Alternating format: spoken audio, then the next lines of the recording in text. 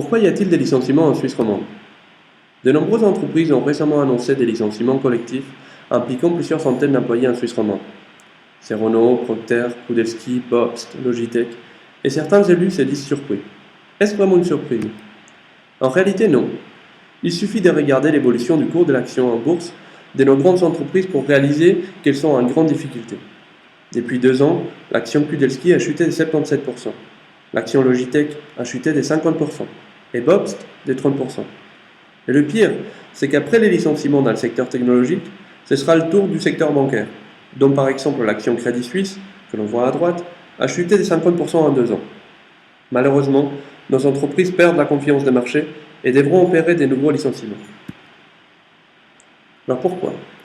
La raison la plus évidente est la disparition des avantages réglementaires, la fin du secret bancaire et Rubik notamment.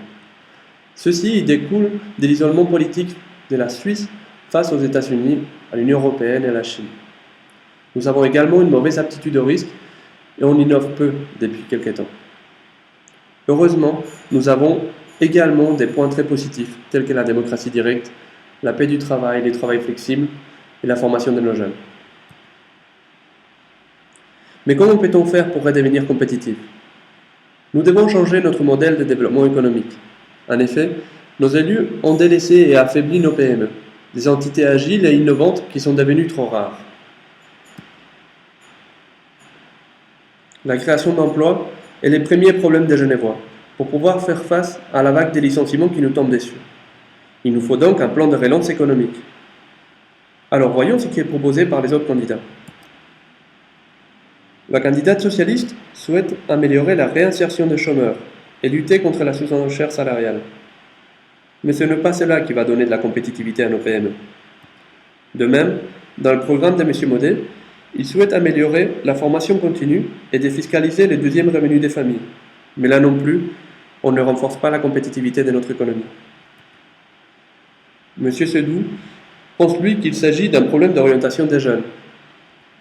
Et moi, ce que j'en pense, c'est qu'ils ne sont pas conscients de la gravité de la situation, car rien dans leur programme n'a pour objectif de créer des emplois. D'ailleurs, M. Stoffer, Roussel ou Aymon n'en parlent même pas dans leur programme. C'est parce qu'aucun autre candidat n'a des programmes de création d'emplois que je me suis senti obligé de présenter ma candidature. En effet, je suis patron d'une petite PME d'exportation qui a remporté les prix d'innovation de l'EPFL, de l'École hôtelière de Lausanne, de l'IMD, et qui a l'expérience du terrain pour connaître les vraies difficultés qui sont présentes devant les PME.